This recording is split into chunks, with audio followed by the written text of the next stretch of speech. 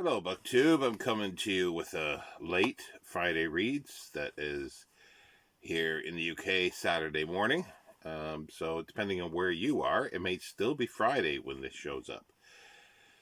This past week was okay reading. I didn't get as much done as I'd like to, but it wasn't bad. Let's put it that way. So I'll go through things that I'm reading ongoing with Nathan at the Rambling Reviewer is Lafcadio Hearn's Japanese ghost stories. They're quite interesting. They're not quite what, or at least I expected from ghost stories. It's very much based on Japanese folklore, and he's retelling a lot of tales that will have sort of a ghostly aspect to it to a certain extent. Or there's also the thing of the ghosts of the past as well. And sorry, I'm just reaching something else that I want to talk about in a few minutes. But yeah, it's and we're reading it very slowly. We're reading a couple stories a day. They're usually short. If it's a longer story of 20 pages or something like that, oh, that's too much to do in one day for me at the moment. So we'll do one a day for those. But yeah, so where are we here? We're almost at 90 pages, so we're almost halfway through it. And hopefully the idea is to get it done by Christmas, and then we just discuss what we've read on Voxer, and it's been quite interesting. We both sort of see similar things in it and want to actually read more by Lafcadio Hearn as well, because a lot of these are excerpts from Shadows. It's hard to get to know where to put this because you can't see it on one side. Anyway, they're excerpts from books of his that he published. So yeah, it's been very interesting, and I'm looking forward to reading more of from that volume as well as everything else. Now, as everybody knows, I've been reading. It's been an on and off thing depending on how I felt. But the Bankrupt Bookseller. This is by Will Y. Darling, and it was this is a compilation, or it's an omnibus of 2 volumes of the private papers of a bankrupt bookseller and the bankrupt bookseller speaks again. Now, I've been reading more or less a section or so every night aloud, and I have one more section to do for the first volume, and then I will call it quits for at least this year for this. And I don't know if I'll continue with this next year, at least to read aloud. If people really want me to, then I definitely will, but I don't know how much of an impact I'm just especially now, I've never been a great reader out loud of things, and right now with my COVID and everything, it's sometimes very difficult. And that's the same for the Lord Chesterfield's letters to his son. And I've been reading one, and I've ceased that as well. And we're up to letter 60 here now, and that's 100 pages in reading one letter a day. So yeah, I'll hold off for that too till the new year if I do resume. Do let me know if anybody's. I know it gets a few views, but I don't know if it's something that people are really engaging in or not. It's hard to say, and we'll see. I'll reassess things in the new year. But this past week, as I say, I've been reading the Lafcadio Hearn ghost stories with Nathan, but I also finally caught up on a reading challenge that I'm doing myself called Will Shawn Like It? And it's reading more recent publications. Now, when this was supposed to excuse me, it was more recent than it is at the moment. And this is River of Gods, Genius, Courage, and Betrayal in the Search for the Source of the Nile by Candace Millard. And this was published earlier in 2022. I've done a video separately on this, and I'll link that in case you're interested to see what I had to say. Just suffice to say, I did enjoy it. Shawn did like it. Also, too, continuing with the Isaac Asimov Future History Project, I read the first Empire novel, or chronologically the first Empire novel, but the second one written, The Stars Like Dust by Isaac Asimov, written, it was published in 1951. And there's a video for that as well. I'll leave a link down below. And a number of us booktubers that were part of, I think it was 4 or 5 of us, or maybe 6, that were part of the New Worlds November. We decided to read an Alistair Reynolds, and it was suggested, I think it was by Nathan, at a Rambling Reviewer, to read two novellas by Alistair Reynolds set in the Revelation Space universe, and that was Diamond Dogs and Turquoise Days. As you can see, it's almost like a lenticular cover here. Now, I'll do a video separately on this, I think. I'll see if I can get it done for later today, for Saturday here. I enjoyed them to a certain extent. I had reservations. I won't go into details regarding it, but it was an enjoyable read. I read it in 2 sort of sections through the week. I think on Monday I read the first one, or Monday or Tuesday, and then I finished up on Friday afternoon the second one, Turquoise Days, as we've been sort of having fun with this, calling it like everything turquoise tea, turquoise turtles, turquoise trifles, turquoise, you name it, anything with tea. And it's not always clean either. Yeah. See, they're really smutty, these other booktubers that I deal with, you know. They come up with really smutty names for things. Yeah. I don't know what kind of crowd I'm running with. Anyway, the other book that I read was part of Hal For the Holidays. There's a number of us reading some of these over this month in December. There's I'm a co-host. This was the brainchild of Brandy at the Booklectic to do Hal Clement, just to get sort of more buzz on BookTube about Hal, a science fiction writer, a hard science fiction writer. And it's his mescaline stories. And the first volume was A Mission of Gravity. And I reread this fabulous cover that's sort of a wraparound. And it's about a heavy planet and humans making contact with the species there to ask for help for a research rocket that's stuck at the poles. And it's a planet that runs basically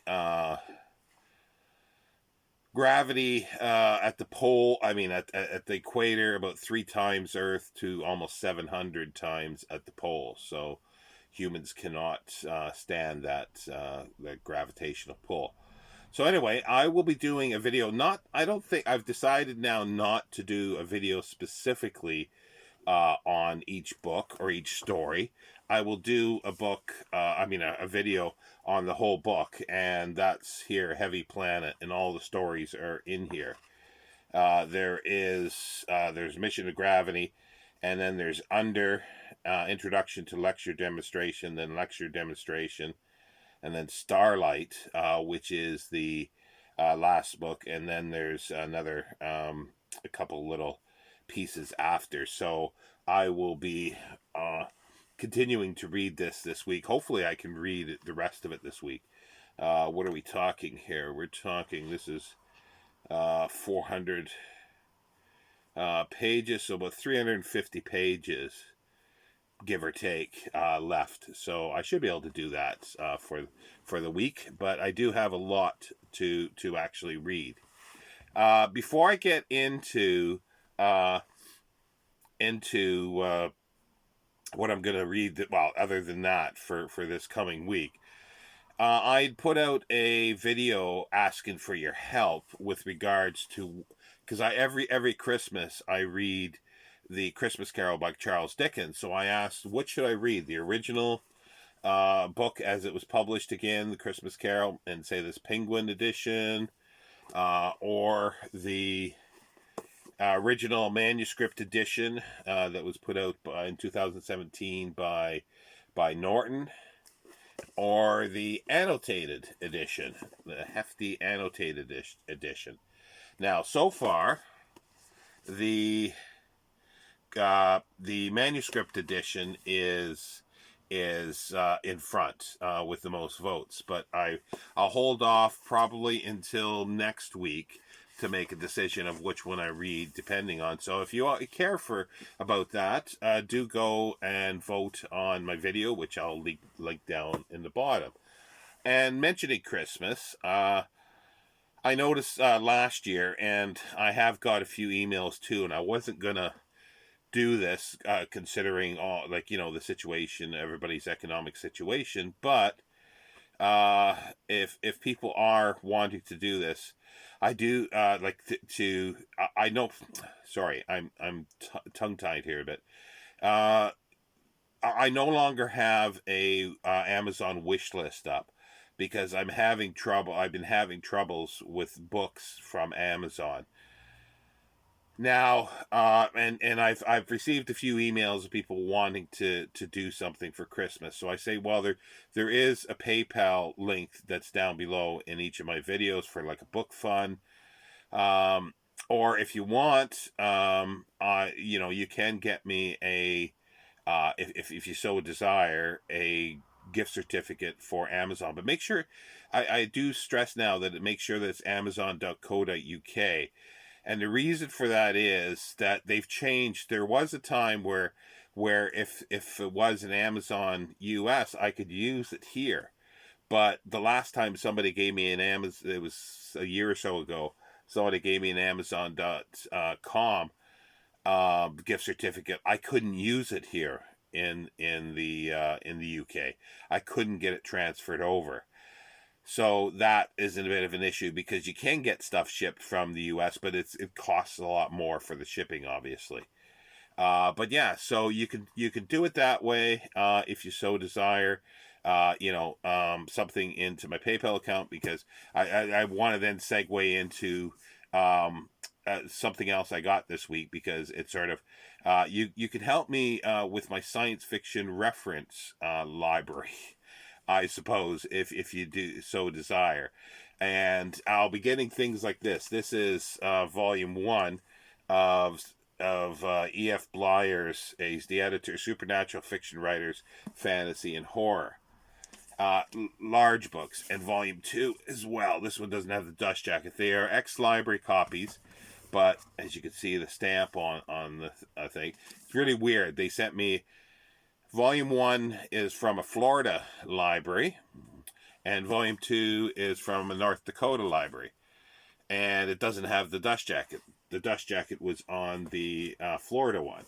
However, the Florida one had a pocket in and more stamps on it, and the North Dakota one had a label on the spine, but I took that off and it's got less stamps inside. So I gained with one and lost with another, but they're referenced books, so that's perfectly fine. But this is the kind of thing, reference material, either bibliographies or reference material like this, or indexes or indices, I guess it is, that I'm sort of adding, or histories of science fiction.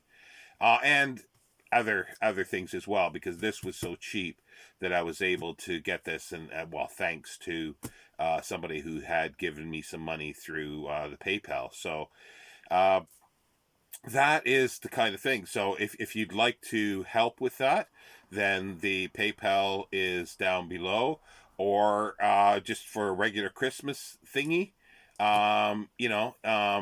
that's fine too. Just let me know what you'd like me to do with the money. And if, but it's pretty clear. Like, I guess if it's through